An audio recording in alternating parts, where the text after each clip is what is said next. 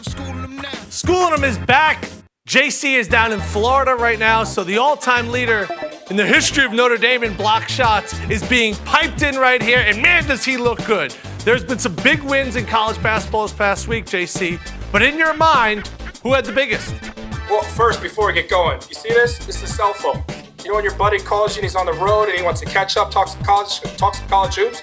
You answer one of these, buddy. You forget about me when I'm gone. I'm sorry. I didn't know I had to make a public apology, but there it is.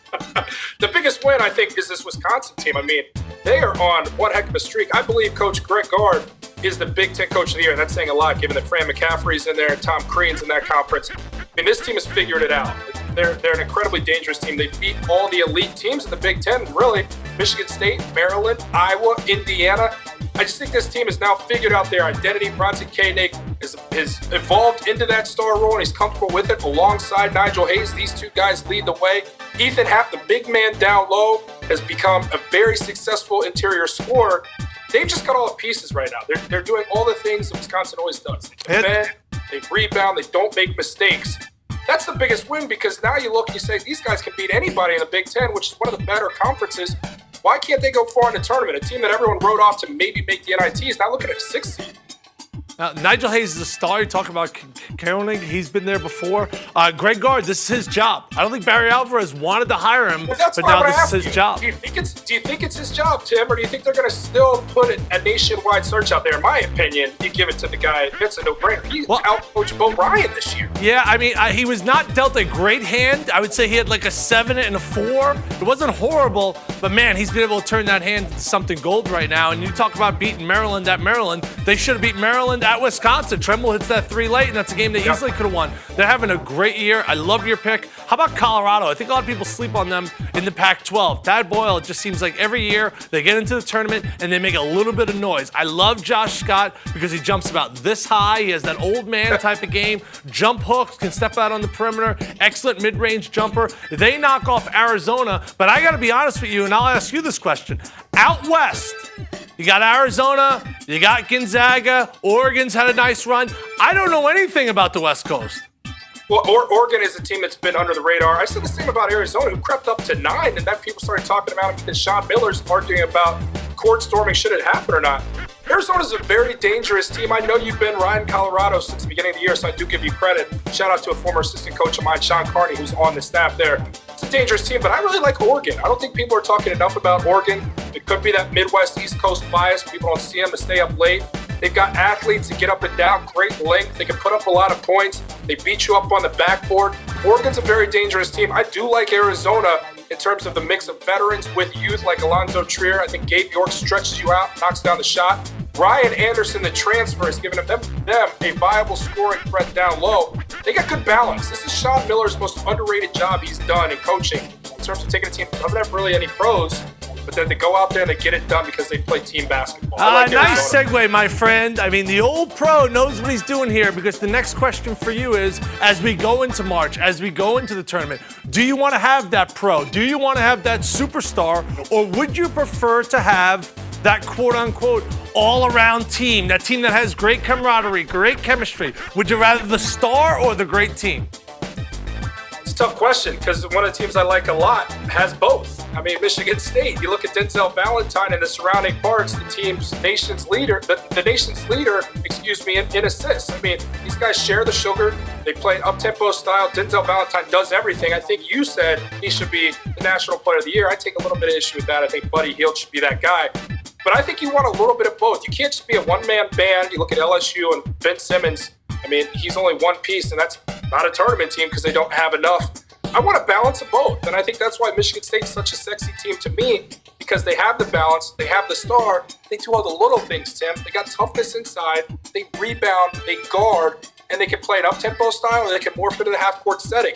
Those are rare teams, and those are teams you look at and say, no matter what the matchup is, Michigan State can dictate the tempo of the game, dictate the style of the game, and win in advance. Well, that was a really long answer, but I don't know if I got one. Would you rather have the star or would you rather have the team? I'm gonna go with the team because I think stars can go cold, and when a star goes cold, what do you rely on? You gotta have a fallback. You gotta have a safety net. You gotta have something. Yeah, and I tend to agree with you more this year, maybe than in years past. I think if we had to go all together, I'd rather have the star. But with so much parity this year in college basketball, it seems like anyone could beat anyone on any given night. Where I look at a team like Duke and they lose Emil Jefferson, I think they almost had to reinvent themselves, Jordan. Now they're an offensive juggernaut. And who's going to beat you? Is it going to be Ingram one night? Is it going to be Allen another night? We saw Kennard make a big three at North Carolina. I think they're starting to develop an identity. But when you think about the NBA draft, Brandon Ingram's going to be a top 5 player. So I guess they do have a star. But this year in college basketball, I think it's all going to be about, when you break down the brackets, it's all going to be about matchups. Because a team like Duke, for example, if they get a team like Valpo early on, like Valpo can beat Duke on a certain night. And I think Valpo's going to be, 8, 9, or 10 seed? I think the matchup's going to be so important. Yeah, absolutely. I think when you talk about stars lead the way, that's more for those mid-majors, like a Valpo. I mean, Alec Peters needs to go off for those teams. When you talk about the bigger programs, I mean, you need balance to carry you.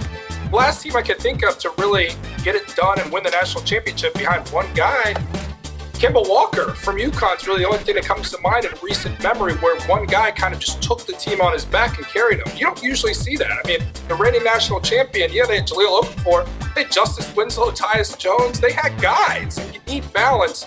That might get you so far, maybe the second weekend for a lesser mid-major behind a guy who blows up. But if you want to go far, you got to have the balance, man. Yeah, I see. This is where I disagree with you. How about another UConn guy, Shabazz Napier? He put that team on his back and won a national championship. Boatwright. No. He had Ryan Boatwright with him. That was two guards, man. That wasn't just one guy. That was another guy who when Napier didn't get it done, Boatwright was right there to get things handled. So that was a two-headed monster, man, more than you may remember.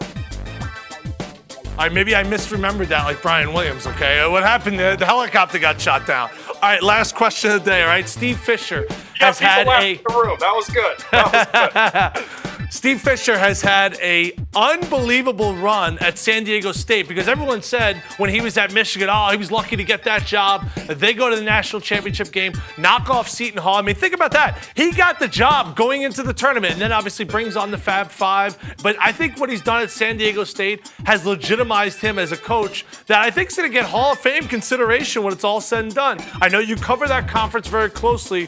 What do you think Steve Fisher has meant to San Diego State? Well, I'll tell you what he's meant. You step on the floor, it's Steve Fisher court. I mean, they revealed that at the beginning of the season. I mean, that says it in itself. Tim, think about this. He's been there for 17 seasons. I mean, people forget that he's been there for a long time, and the foundation he's laid is a sturdy one. He's been to the tournament with them 8 times.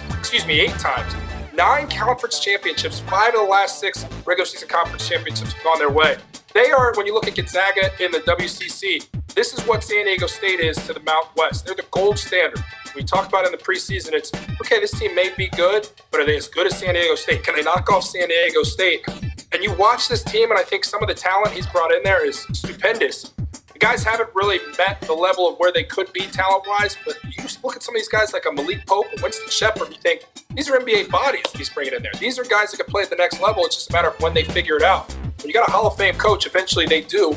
San Diego State has figured it out right now, 14-1 in the Mountain West. I like this team a lot, man, because they're another team where if the ball doesn't go in the basket, they kill some Cornet percentages from the field out there, like 30%. They still guard, they still rebound, still got length to turn you over, and they'll guard you for 94 feet. I like this team a lot. Steve Fisher has meant the world to that program and to that conference. Yeah, I think they have an identity. You're right. They can play fast, they can play slow, they can muddy it up. Doesn't matter what arena they play in. And kids out there, great trivia question. I know this is new age here. Kawhi Leonard from? I mean, who doesn't know he's from San Diego State, really? Well, I think a lot of people don't know that. He went to San Diego State. JC's in Florida. I'm Timmy D. Tune in next week. We're going to be back here for Schoolin Em. See you, buddy. Answer your phone next time I call. You look skinny.